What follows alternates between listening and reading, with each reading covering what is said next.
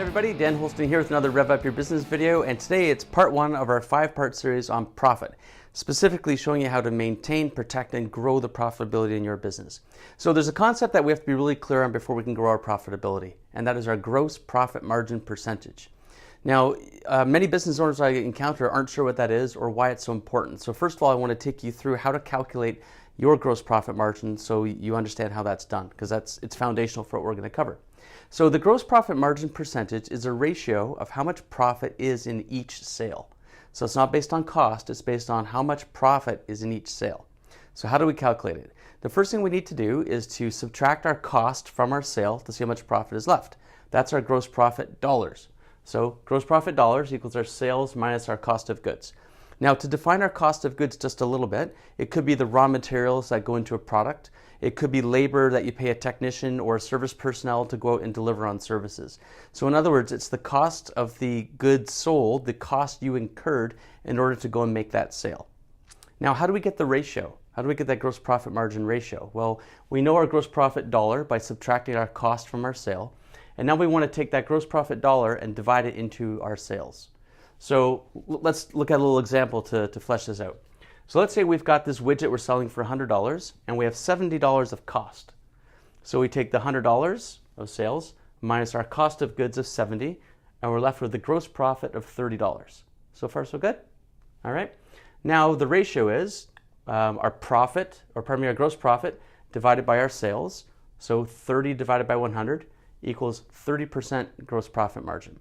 Pretty straightforward to do. Now, why is this important? It's important because there could be products and services that you're selling that have a low profit margin but take a long time to deliver.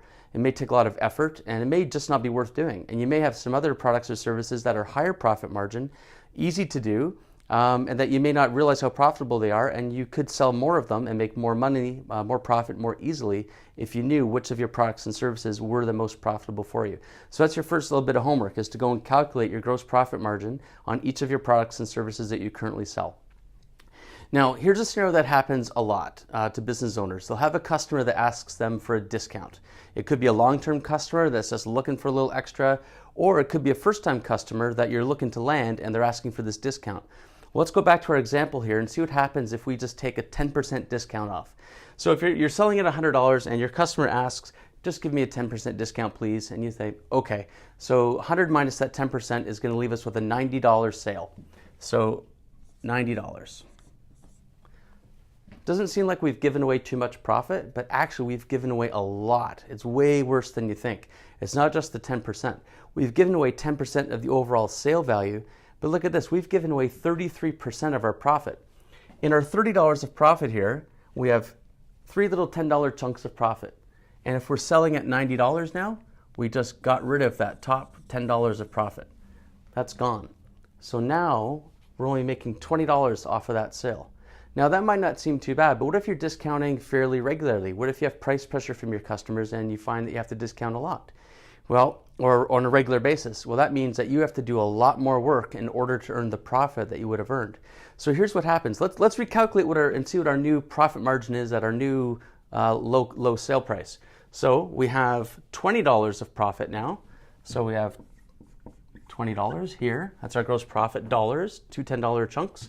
And we're selling at 90. So 20 divided by 90. And that happens to equal 22%. So now you're only making 22% on your sale. So in essence, you've given away a full 1/3 of your profitability. That's a lot. So that means that you actually have to sell a lot more. You'd be surprised, I'm going to show you in a second, how much more you'd actually have to sell just to make back the profit that you gave away by discounting. So again, back to our little $10 profit chunks. Since if we look at this, $10 is actually 50% of the 20 that you have left. So you actually have to sell 50% more of that product in order to gain back the profit you would have had if you just didn't discount. So you now have to sell $135 worth of product or service just to be able to make up the $30 of profit that you would have kept if you didn't discount. Now think for a second, how much more work does it take to sell 50% more? Maybe more people on staff in order to handle the order volume if it happens regularly. It could be more physical plant items, maybe another machine to do production. That's why it's so important to know this. When we're giving away our profitability, it shows up in other costs elsewhere as well. It could actually increase our fixed costs. So what I want you to be really clear on here is the cost of your discounting. It's way more than you think. So please do the exercise of calculating what your gross profit margin is for your products and services, and make sure that you don't discount. Now we do have another video series on marketing where we talk about what your unique selling proposition is, and that's the thing that makes you unique to your customers and that they love you for, and that they don't want to ask for a discount because they see so much value in what you do. If you're getting a lot of price discount pressure, you need to go and watch that video or reach out. We can help you detail out what your uniqueness is so you can communicate that to your marketplace to protect your profits. So that's it for this time.